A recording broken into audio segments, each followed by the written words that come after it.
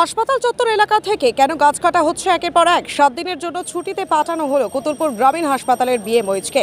বাঁকুড়া জেলার কোতুলপুর গ্রামীণ হাসপাতাল চত্বর জুড়ে রয়েছে বেশ কয়েকটি পুরনো গাছ। স্থানীয়দের দাবি, এই গাছগুলির বয়স 30 থেকে 35 বছর। এই গাছের তলায় আশ্রয় নিত রোগীর আত্মীয়রা এবং পথচারীরা। এবার একের পর এক সেই গাছে কোপ।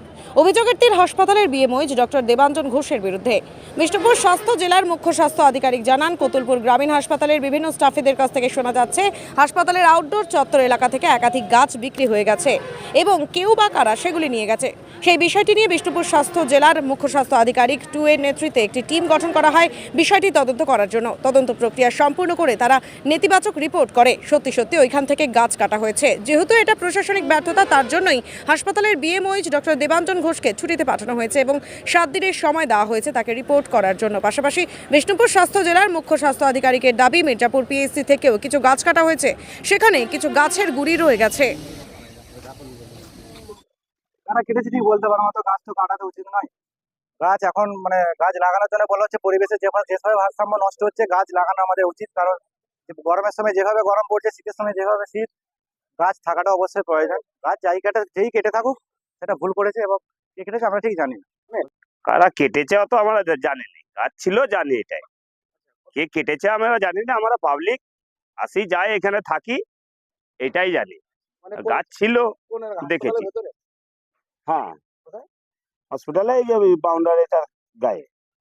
গাছগুলো কি কাটা ঠিক হয়েছে? আমরা কি বলবো, কারুর কথা বলতে হবে। হ্যাঁ, গাছ তো লাগাতে হয়, গাছ থাকা তো ভালো।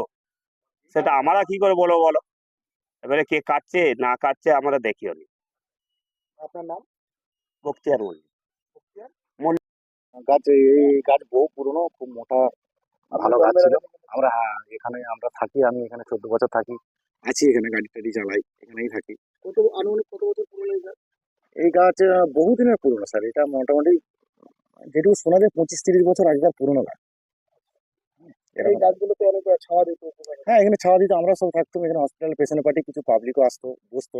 এখন গাছগুলো কেটে নেওয়ার জন্য এখানে রোদে এখানে কেউ বসতেও পারছে না, এইদিক ওদিক রাস্তার ধারে সব বসছে। আপনারা কি চাইছেন এই গাছগুলো যেন না কাটা হয়? না, বাকি যে গাছগুলো আছে, যেগুলো কাটা হয়েছে, বাকি যে গাছগুলো আছে সেগুলো না কাটাটাই ভালো। যে বিভিন্ন স্টাফের কাছ থেকে যেটা শুনলাম, যে ওখানে আউটডোরের সাইডে বড় বড় দুটো গাছ, যেটা পেশেন্ট পার্টিরা ওয়েট করতো, সেরকম গাছগুলি বিক্রি হয়ে গেছে, মানে নিয়ে গেছে আর কি। ওইটাই আমি ডেপুটি 2 এর নেতৃত্বে একটা টিম করে ওদের দেখতে বলেছিলাম যে ব্যাপারটা সত্যি কী। তাতে ওনারা যে রিপোর্টটা দিয়েছে সেটা নেতিবাচক রিপোর্ট। সত্যি গাছ ওখান থেকে গেছে। ওইটার জন্যই ওকে কারণ দর্শানোর জন্য করা হয়েছে, এবং যাতে, যেহেতু এটা অ্যাডমিনিস্ট্রেটিভ একটা ক্রাইসিস, ওকে 7 দিন ছুটি নিয়ে এই রিপোর্টটা করতে বলা হয়েছে। ততদিন হ্যাঁ, 7 দিনের জন্য 7 দিন সময় দেওয়া হয়েছে রিপোর্টটা করার জন্য।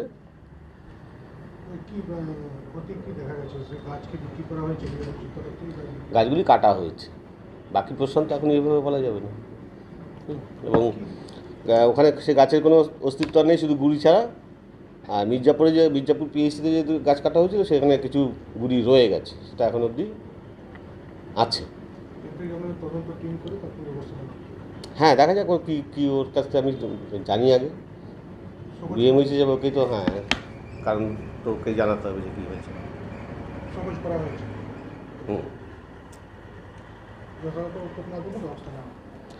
সেটা দেখা যাক কী আসে, ডিপার্টমেন্ট তো আছেই।